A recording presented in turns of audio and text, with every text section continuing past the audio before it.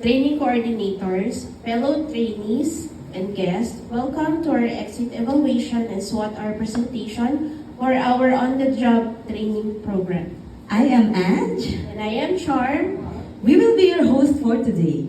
This event marked the conclusion of our clinical training journey. And today, we'll take time to reflect, assess, and share how this experience has shaped us both personally and professionally. Before we start, let us begin by offering this day to the Lord. May I ask everyone to please stand and bow our heads for the opening prayer to be led by Miss Beverly Bless Castillo. Okay, let's pray. In the name of the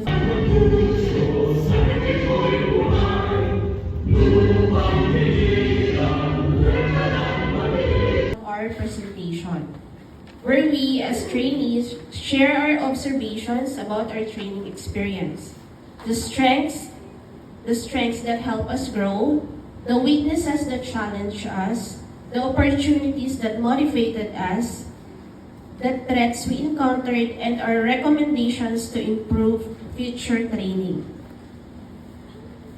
Let us now begin with a presentation from Nursing Station 1 and Nursing Station 2. Presenting the group are Miss Eliza Orig and Miss Grace Estuita.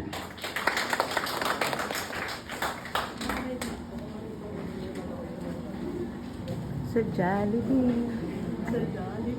Thank you, NS1 and NS2 student board. Teamwork within the group. Teamwork is supporting one another, helping each other during challenges, and celebrating success together. Then, the strength to follow the protocol for using PPE, masks, and gloves for our protection. With effective communication within the healthcare team, follow the protocol in waste segregation. Knowledge and highly skilled staff in improving total patient care. Seminars and trainings for staff to acquire updates and new knowledge. Partnering with local universities and other health-related organizations can help also the hospital introduce itself and become known to others. Using of social media for promoting all available services. Competition to other hospital, laboratory, and clinics. supporting one another, helping each other during challenges, and celebrate together. Knowledgeable and skilled to different kinds of procedure like vital signs, bed turning, bed batting, BLS after 6 months of schooling. For the weakness, anxiety. Anxiety can make it difficult to speak in front of people, make decisions quickly, stay calm during emergencies, and it also can make it hard to work efficiently under pressure. For the opportunity, apply all the knowledge and skills acquired from school, handling different kinds of cases, and acquire knowledge from different clinical instructors and other health professionals. For the threat, being exhausted because of traveling from Pagbilao to Candelaria every day. And then for the recommendation, continue to pursue being a caregiver and continuous learning to improve knowledge and skills. Thank you po. Before we proceed to the next part of our SWOT-R presentation, let us take a short break and enjoy a special performance prepared by our fellow trainees. Give it up for Group 1. Go!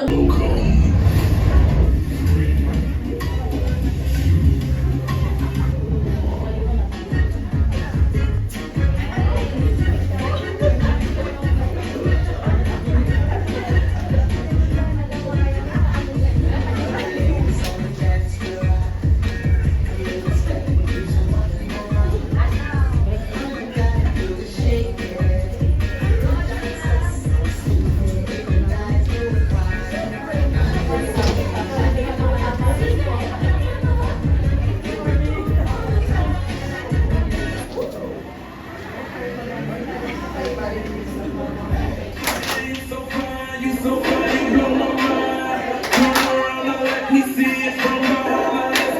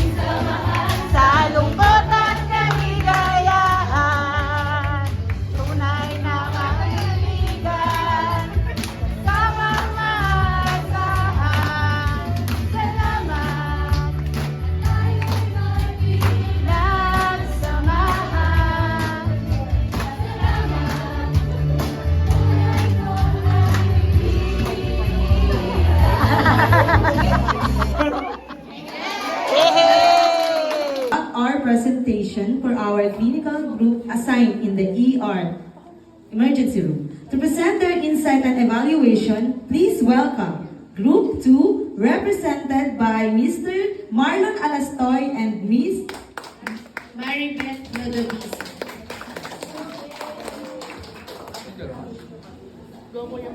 Yun po yung Marlon.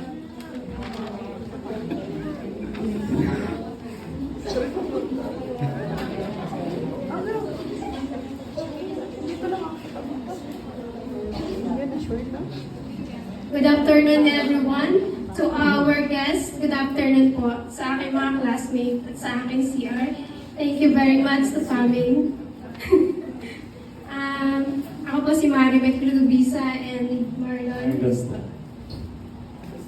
This is our ER's what's our analyzed strength. Ability to provide compassionate care in every patient. A knowledgeable and skilled staff. Following the protocol for handling different cases. Good communication within the member of the healthcare team. Good communication in multitasking different scenarios. Weakness, lack of structure.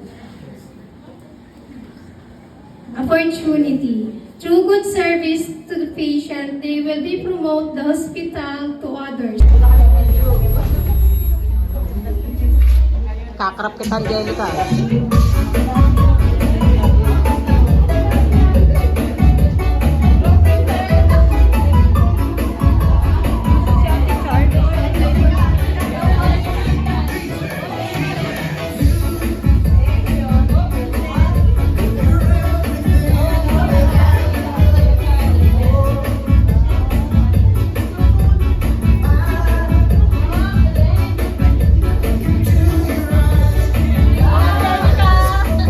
Go, Alastoy!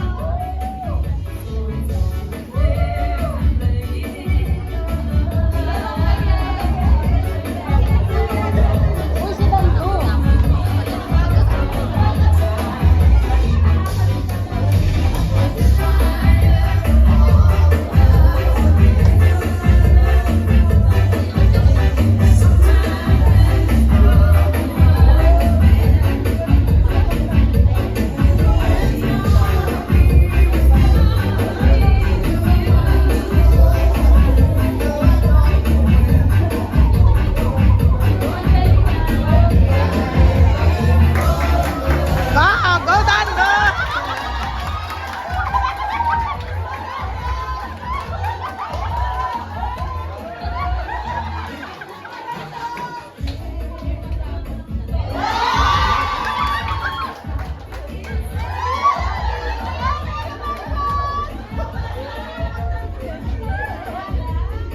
Go, Alastoy!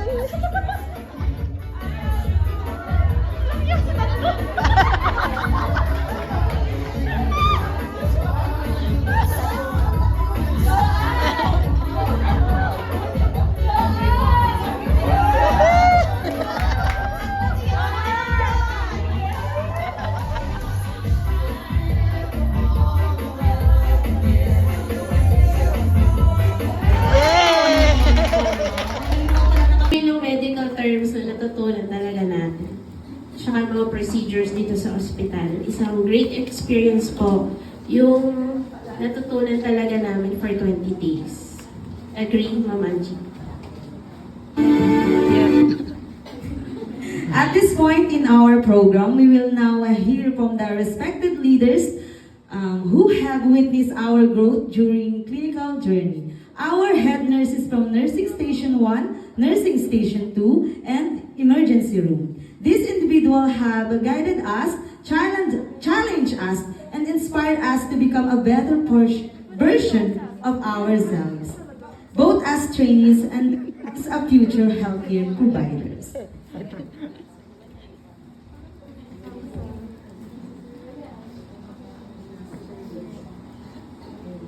Now let us hear from the head of Nursing Station 2, who continuously supported and motivated us throughout our training experience. Please help me welcome Ma'am Ishila. Wala po, Ma'am. Ma'am Ishila lang. That's afternoon, everyone. Yan. Good Thank afternoon. you sa... Na-appreciate ko yung buong duty for my 6 days experience with you. Sana marami kayong natutunan at may share nyo din sa iba at madala nyo sa mga future nyo pupuntahan. Yan. Thank you so much. Thank you, Ma'am Ishi. Ganda ng iti-sir Marami kami natutunan sa iyo, Ma'am, ha? Yung mga medical terms na lang, talaga namang Lumiti talaga. chemo. Ano yun? Hematokisha. Oh. Yeah. Ayan, hepatimesis. Hepatitis. Spelling pa. Wrong spelling, wrong. Ayun. Diba? Ayun na zero. Less point talaga. Wrong spelling, wrong. Yeah. Pero na-appreciate ko rin po si Ma'am Ishe kasi one time po na-late ako. Hintay talaga niya ako para bago siya mag-start ng lecture para hindi siya ulit-ulit. Thank you, Ma'am. Thank you po. Plus 5 si May minus 5 ata ako.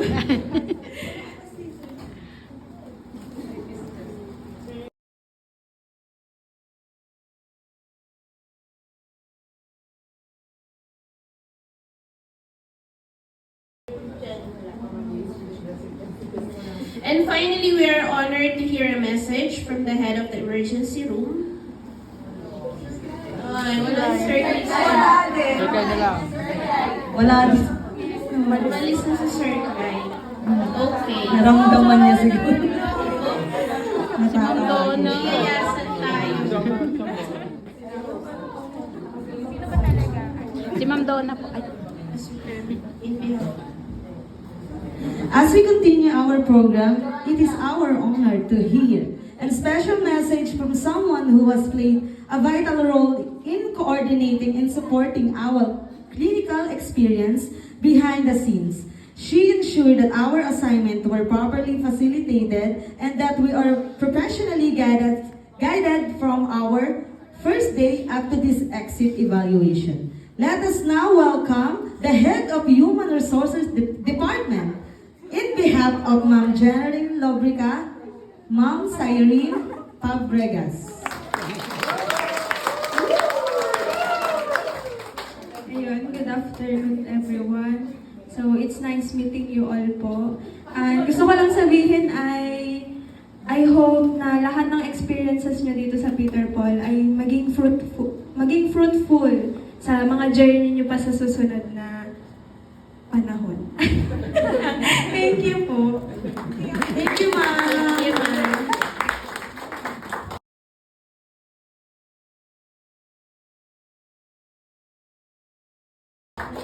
Sana po yung mga clinical instructors namin na natuwa din na naging train nyo kami. Yeah. Sana nag-enjoy din po kayo na pati spelling tinatanong namin. Pag-iisipan namin, Sir Jer. Pag-iisipan pa daw ni Sir Jen. Grabe. As we reflect on our strengths, challenges, and learnings during our clinical duty, we are privileged to hear from one of the highest figures in nursing leadership within the hospital. This person has played a vital role in ensuring the quality of patient care and professional standards, not only for hospital staff, but also for us trainees. To give an inspirational and guiding message, let us now welcome the Chief Nurse of Peter Paul Medical Center of Candelaria Incorporated, Ma'am Raquel Julia Mauban. Let's give her a word.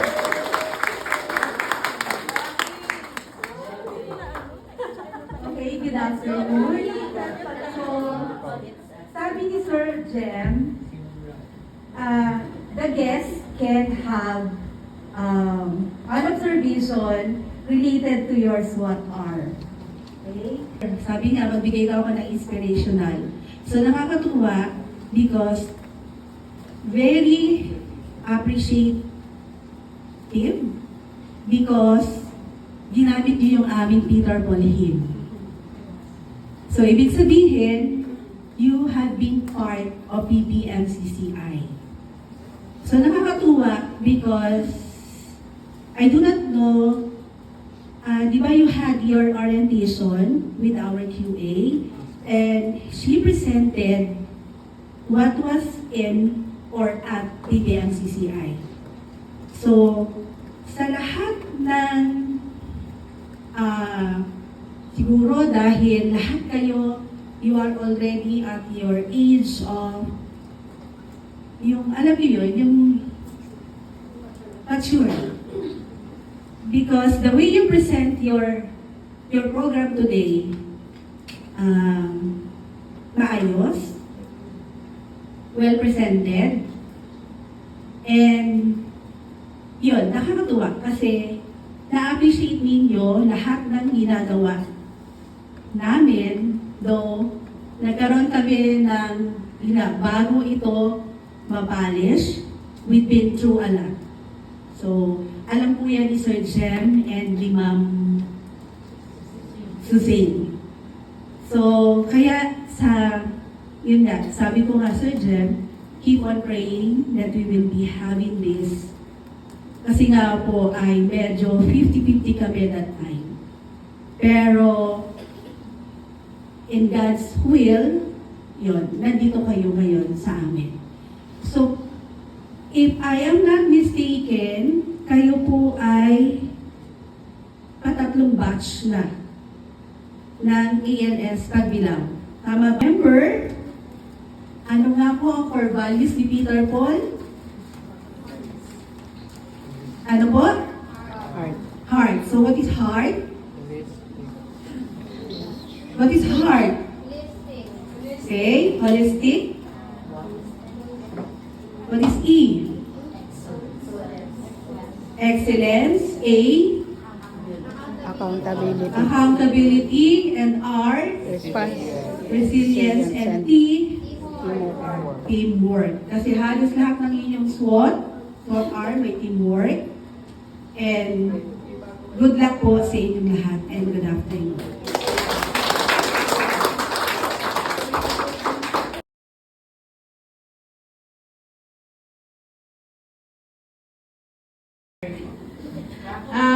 Thank you po for appreciating our presentation today. And sorry po for the presentation of the SWOT R. It's new to us, ma'am. Sorry for the lapses po. And thank you rin sa mga co-trainees namin na nag-abala sa lahat ng mga pinresent natin. So next po, at this moment we are privileged po to hear a message from one of the pillars of leadership in this institution, a person who ensures the highest standard of care, safety, and professionalism in all medical services. As future healthcare workers, it is a great honor to be acknowledged by someone who leads with both expertise and dedication in the medical field. Let us now welcome the Medical Director of Peter Paul. In behalf of Dr. Techi Calibuso, let us welcome Ms. Carmen Villegas. Good afternoon. So, thank you po. Forgive me, hindi ko lang naabutan lahat ng SWOT R. Pero, bali na cover naman na lahat ni Ma'am A for sure yung mga concerns, no? Yung concerns natin. And yun, take note na lang din yun, yung mga comments and suggestions. So, para po sa mga susunod, no? Alam po natin yung ating gagawin, no? So, bali yung akin lang, ang napanood ko lang ng buong buo is yung ating same day edit, a day in a life ninyo. So, super love ko yung video kasi ang ganda ng quality. Share nyo lang sa amin yung pictures. And as well as, kitang-kita ko po kasi dun yung hindi nyo po kinalimutan kung ano yung inaryan sa atin the first day. No? Si data privacy nandun, kinover yung faces ng ating mga pasyente nandoon. As well as si ICC nandun. Kita ko yun sa pagsusuot nyo ng mask, ng gloves, no? Tapos, hanggang ngayon, tinan nyo yung mga sarili ninyo very prim and proper yung inyong datingan, no? So, napakalinis pong tingnan na natuwa po ako doon sa ating videos. And then, nandun din yung ating paggamit ng mga trolleys, no? Kita natin yung paano yung handling nyo ng mga iba't ibang equipments or supplies. So, ang ganda po. So, tuloy nyo po yung ganong klaseng practice and kami po dito sa Peter Paul ay proud na may ganun po kami na-impart sa inyo. Ano? And then, syempre, nagpapasalamat din tayo sa mga CI po ninyo na kayo po ay i-guide. Ano, hopefully, yung mga natutunan nyo sa kanila, hindi maglaho agad. Ano? So, maano talaga natin, ma-absorb natin, madala natin hanggang sa pagpa-practice ninyo. Ano? So, yun lang and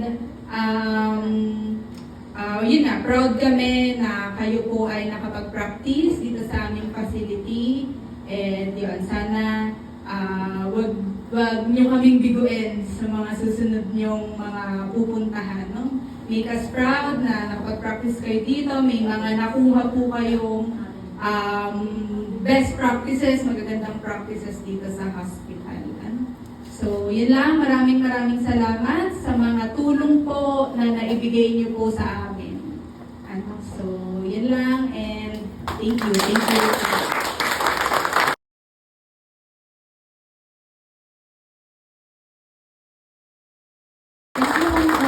For your meaningful and motivational message.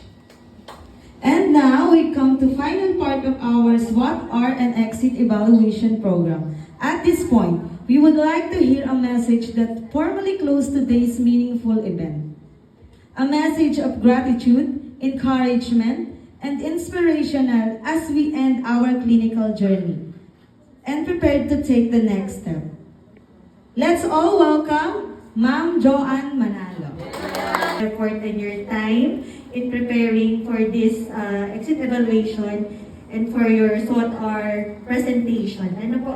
And then, your insight and your feedback in sharing your thoughts po and experiences sa hospital would really help also our hospital to improve our services and giving good quality care po.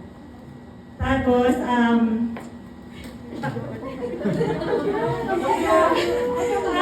po,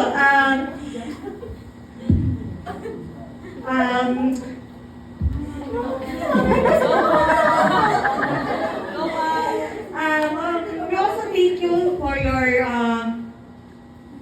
we would like also,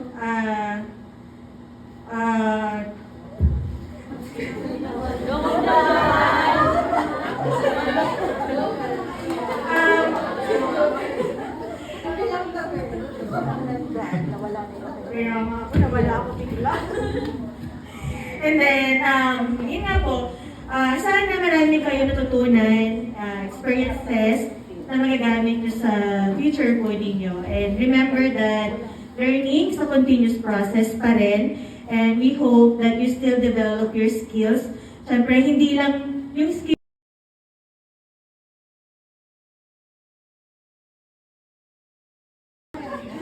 For those inspiring closing words, we will carry your encouragement and reminders as we move forward with our journey in healthcare. This marked the end of our program, but certainly not the end of our growth. We leave this training more skilled, more confident, and more ready to serve with compassion and purpose.